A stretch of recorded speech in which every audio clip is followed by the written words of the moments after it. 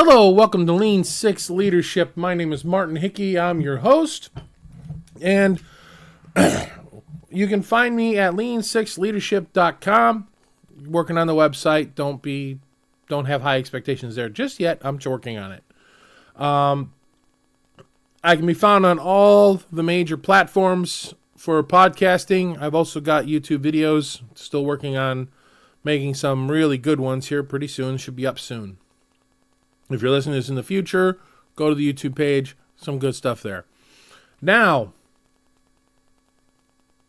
I discussed the ins and outs of quality engineering, program and project management, and management in general, and how to apply it in your daily life. I'm a certified Six Sigma Master Black Belt, and a recovering project management professional. I've been in manufacturing in one role or another for 20 plus years. Yeah, been a long time. If I had consumer side of it for the defense and aerospace, more than. Okay, let's get into this. Today we're going to talk about risk management. Kind of an important thing, risk management, because there's whole doctorate degrees on this. There's whole departments in large companies. This is all they do. Financial companies like the big ones like BlackRock, Vanguard, State Street, any of the big Wall Street guys, the multinationals, they have entire departments. This is all they do is risk management. Project management professional has a specialization certification in risk management. This is something that's taken very seriously in many quarters. However, where management and overall management is concerned, it is the one thing that's overlooked the most. The reason for that is a lot of the times it's, I know what's coming. I know I've seen it. I've done this. Professionals, true, dyed-in-the-wool, this is what they do every day. Professionals manage risk in everything they do. It's first thing about risk management and the last thing about risk management is the adage of Murphy's Law, first, last, and always. And for those of us that are ex-military, O'Neill's Law. For those that don't know, Murphy's Law is anything that can go wrong will go wrong. So anything that has the possibility to go wrong will go wrong. O'Neill's Law takes Murphy's Law and goes, oh, you are an optimistic person, aren't you? You're only looking at the stuff that can go wrong. So the O'Neill's Law is anything that can go wrong will go wrong, and so will everything else. So it's extremely pessimistic. So when you're doing risk management, you want your most pessimistic, glass half empty people on this side in planning at all times. So that's the basis for risk management. Now, why? Why do risk management? Well, first off, costs. Risk incur costs. But there's something about risk management that is counterintuitive, that goes against what you think. Oh, how could managing risk be counterintuitive, somebody would ask. Simply put, risk is not just the negative, it's the positive. You can have everything go absolutely right, everything go perfect by the numbers, and it actually causes a problem. Because something wasn't looked into, or if it does go right or better than you expect, because something happened and it goes better than expected. How do I capitalize on it? Or do I need to pump the brakes? These are things you have to worry about. And cost management is kind of where that goes into. I'm going to save a whole bunch of money. Oh, crap. Oh, crap. I'm losing a bunch of money. Or no, I'm saving a whole bunch of money here. Oh, boy. The IRS wants to know why I saved a bunch of money here. Now I'm spending a whole bunch of money on audits. See the problem? Time management. Oh, I have all these resources freed up. Oh, crap. I got to pay all these resources. Or, oh no, I've got to get more resources because such and such happened and I didn't plan for it. I didn't have mitigation in place. All these kind of things. People management. Make sure I can have the people in place at the right time, doing the right job. All of these have to be balanced. They have to be run the right way. It all has to be anticipated. What was it Donald Rumsfeld said back during the run up to the 2003 Iraq War? There's things we know, there's things we don't know, and there's things we don't know we don't know, and there's things we don't know we don't know. And you're trying to manage all that risk at once. Even the stuff you have no idea about. Because you don't know about certain things. There's stuff you like, okay, I know there's, this is over here. This can be a problem. I'm not sure how it'll impact, so I'm just going to have to work with it. Then there's stuff you don't know, like, I don't know, back in 2020, the pandemic. I'm not going to get into that. I have strong feelings about that. But I will say that not having a plan hurt a lot of places. Not having a risk management plan dealing with that hurt a lot of places. I listen to a lot of podcasts, and I used to listen to one particular prepper. I still troll through his thing from time to time. Guy named Jack Spirko on the Survival Podcast. He talks about risk management from time to time in a more naturalistic way. And what I mean by that is that there was a period of time, and I really took to it because it started to make me think about risk management in a different way. And as far as how to apply it to my personal life, I was applying all the tools, FMEA and House of Quality, the usual tools to that portion of my management stuff. And when I was working a project and managing a project, I'd work these things through and risk registry and all that stuff. And then he started talking about how he's what I call he's a regular everyday prepper dude, not one of these extremist crazies. Oh, the EMP or zombie apocalypse or nuclear war or all that stuff. No, that's not him. He is okay. Here's a scenario to plan for. You just had a car accident. All your money got chewed up into your deductible for your treatment. Your daughter is pregnant, and the father ain't sticking around, and you're in Arizona, and the ban hasn't been lifted yet, and your wife is working barely better than minimum wage job. Okay, go for it. Survive in modern America. It's like, whoo, that's a terrifying outlook. It's a kind of a ouch. Do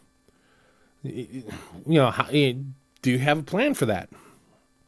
Do you have backups? Do you have alternatives? Do you have a way of seeking help? Do you have, do you have a plan in place for all of this? Do you have a garden in your yard where you're growing your own food? To just get by at least in the meantime. You know, can how fragile is your system? So, when do you manage risk? All the time. So you have, first things first is in planning. You look at all the potential failures, like the scenario I just brought up. It could happen to anybody. In at least modern United States, and even in other countries, you have a little bit more grace in other countries. If I'm not mistaken, a lot of the European Union, you have an accident, but your employer is still going to pay you for quite a while at pretty much full salary, and the state dumps a lot of money into you. Whereas here in the United States, we've got Social Security. I admit I'm fully on it right now because of my own personal medical issues. Which will be in the, I'm going to put a lot of that in the videos because you got to see some of the stuff I've got to do with that to believe it. I'll make an episode all about some of the medical issues I deal with every day because my kidneys don't work. So I'm looking for a new one. Preferably from a living donor if possible. So anybody out there want to donate, get in touch with Tampa General Hospital, and let them know. Now, back to the risk stuff. Planning. You want to plan out potentials for the risks you do know. You minimize that as much as possible, and even like some outlier stuff, have at least a contingency plan that you can fall back on, ready to go. And then during your development of your project, while you're getting things going, and as new risks come up, you put into the risk registry, develop mitigation strategies for it. Insurance, having a pile of cash that sits to the side, just in case, never a bad idea. Now, during execution, that's the place where risk mitigation strategies being developed or being put into place. No, at that point, it's just like, don't do certain things. Don't do this, don't do that. At that point, it's more about actually managing the risk and making sure things don't happen. So when you're in there and you're in it and up to your eyeballs in it, you have to really be careful and just follow the plan you came up with. Follow what you found in development. And anytime you come up with something that's brand new, that's never been done before, that whole unknowns that come up, write it down. Create a registry of some sort, a formal archive. And the reason why is, if you go to start up another project, it would be good to know that this thing can happen. And then how did you mitigate it? How did you get through it? And can you prevent it from happening again? That's part of the execution phase, especially the recording side of it. You really need to write it down. Kind of an important thing. Now, managing the risk. Actually managing the risk. Number one, planning tools, failure mode effects analysis. Both the performing and design, PFMEA, DFMEA, all that other stuff. Having checklists, having your house of quality, having your risk registry. Gantt charts. Gantt charts. Oh, I don't want to. No. Kind of an important risk management tool because guess what? Depending on the complexity and size of the project, having some sort of calendar. That's all a Gantt chart is. It's just a calendar done in linear format, and where you can actually assign the resources and make sure they're available when you need them, among other things. And it also is very good at determining when something could impact it. Also, You're watching your budget, however you track your costs. That's a risk management tool. That's also a planning tool. It's also a development tool. As you're developing, these tools are very much in place, and you're actually using them, especially the risk registry and Gantt charts during development. Kind of an important thing, because as things change, these things need to be updated. Now, one thing in the planning tool that affects planning, development, and execution is your change control system, which is also a risk planning tool. So refer back to scope control. This is an item from scope control that you need in risk management. There's a lot of times you're going to find stuff that kind of bounces between all the different parts that apply to each other. And they also bounce around in the different phases of a project, or the different phases of a Six Sigma project, or different phases of a lean implementation. You can use them across multiple areas. Some stuff you can, some stuff you can't. Most stuff you can. And sometimes you can come up with a wild use of it. But like I was saying, the scope control, which is the change control. Your change control you establish in your contract / charter, or whatever your governing document is, your procedures in order to make changes to the overall plan, are a risk mitigation tool. The reason why that is it forces you to be accountable during development and execution. Let me say that again. It forces you to be accountable. Who are you accountable to? Whoever it says in the charter or the contract you're supposed to be accountable to. I cannot stress that enough. Let's go back about 3 episodes to management. If the team does not have something to be accountable to, they will not do it. And that is a risk mitigation strategy, is to have a report out of some sort. Because if they're left to their own devices, they're going to go with what they think needs to be done first. And most people operate with blinders on. That is not a bad thing. Oh, but my stuff's more. Is it? Is it? Somebody has to be in charge, or a group has to be in charge to be able to agree that, yeah, this is important. We'll focus on these things first, and then we'll get to those other things. Nothing like thinking your thing is extremely important only to find out the customer didn't give a damn because it wasn't communicated. Or they care about this, but they want this other thing first. Trust me, it makes a difference.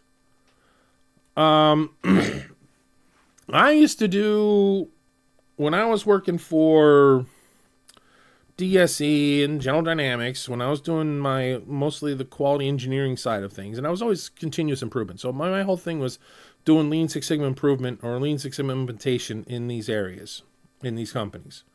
But I'd always get sidetracked into quality engineering because continuous improvement, you want to do that, and the organization wants to do that, but the organization needs to make money. And they need to make money by getting product produced and out the door. And they need to make sure that the customer is confident in the quality of the product. So I was doing government work, lots and lots of government work. DSE, I was making 40 millimeter ammunition, mostly for the M203 and the Mark 19.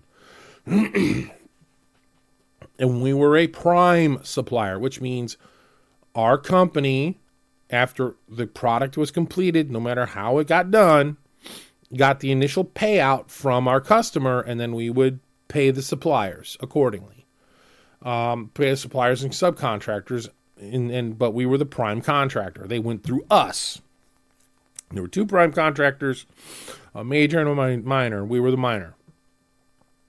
And then General Dynamics, same thing. Of course, General Dynamics, always a prime contractor for, that was tank rounds, though. That was straight up tank rounds. And I did some stuff with artillery and a couple of other things. But and I got to see a bit more because the bigger company does other things, actually, huge company does other things. Oh boy. Travel. That's why I can't do that. And I want to go back there, but I can't. I can't go back to General Dynamics because those health things I was telling you about, too much. I cannot travel like that. I gotta work from home, preferred, or stay close because, I can travel, but it's like a 2-month planning thing, and I don't want to do that to a company that needs, because anything with quality and anything with risk management, guess what? Sometimes, hey, something just came up. We got to send someone out there now to fix it. I can't go. Sorry, because if I go, I die, quite literally.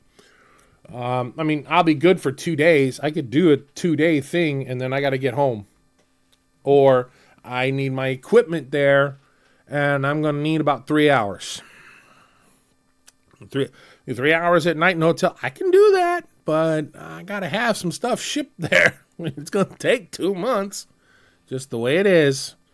It's going, and then it's a mess. It's a mess. So I don't go there anymore, unless they've got a position where I can work in my hometown or near my hometown.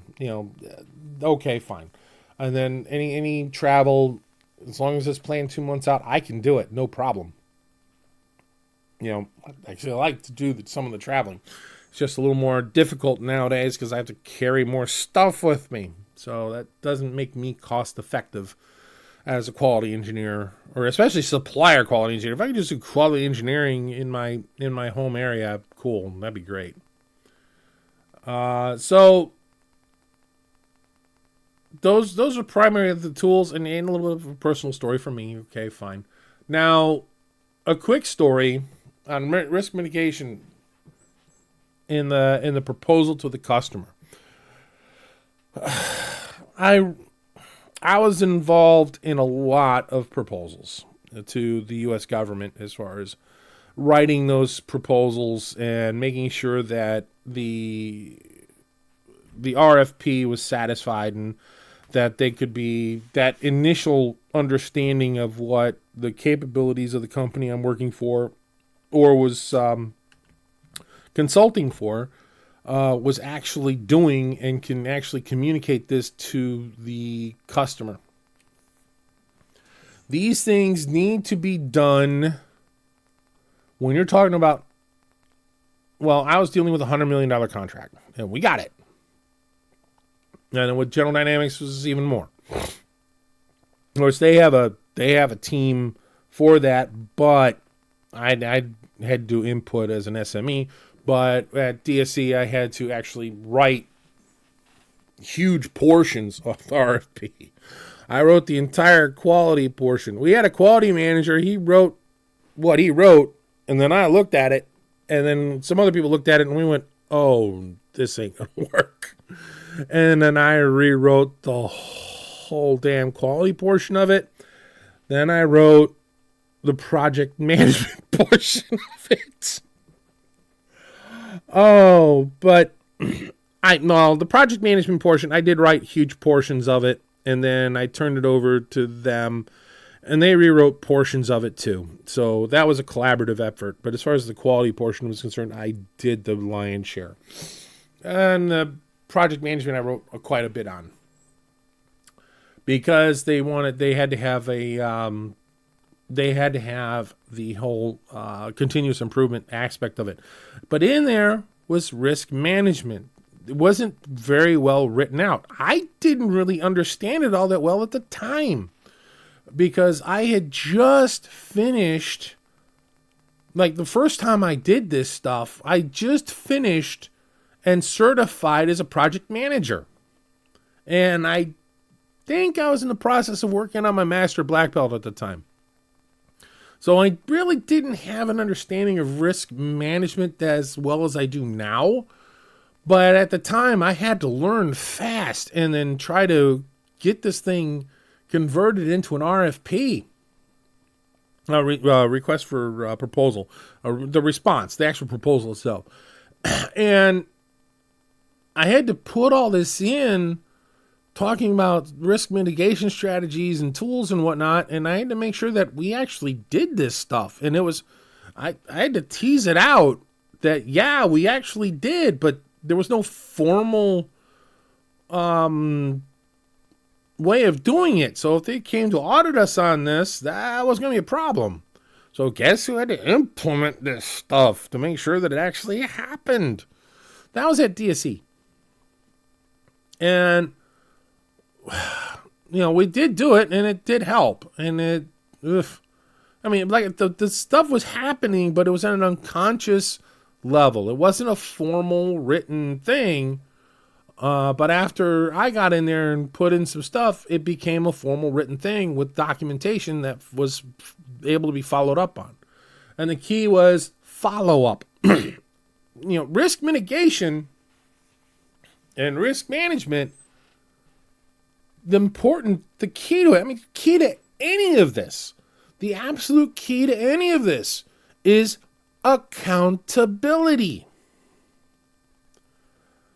Somebody has to report to somebody, and somebody has to make a decision and say, yes, good and faithful servant, you have done well. Or no, you have not. You need to go back and do it again. Or, okay, what are we doing to deal with this? These things need to happen.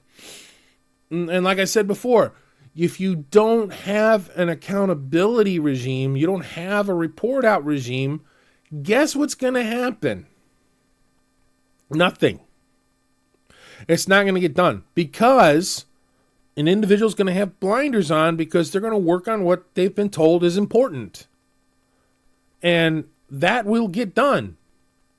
If this other thing is not done because there's nobody reported to, who cares? Nobody's asking me about it. Nobody cares. Nobody is following up with it.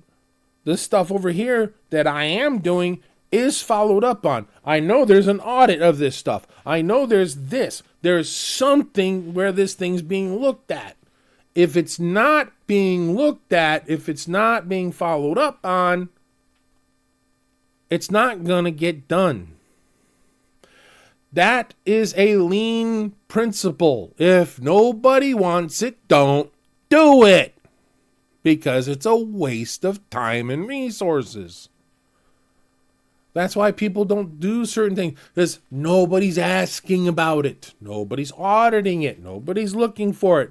The customer says they want it, but they never look for it. They never, when audit time comes through, they come through, they look, there's some word in the manual, in your procedures, ISO 9000, yay! Your procedures say you have something on it. You got some stuff where you talk about it. I may even have one or two documents in there from 10 years ago. But nobody cares. Nobody's doing it. Get it out of your procedures. That's just the way that goes. Wow. Time went quick. There's a lot to unpack on this stuff. I'm not gonna do more than what I'm doing on it right now. I might come back to this and do something more specific later. Because risk is huge. It is huge. Now we've discussed it. Let me know what you guys might want to hear. Check my website, lean6leadership.com. Lean the number 6 leadership.com. One word, no spaces. Like, follow, share, subscribe, all that stuff. Kind of need it. Comments, it helps the algorithm. So, thank you very much, and I'll see you again.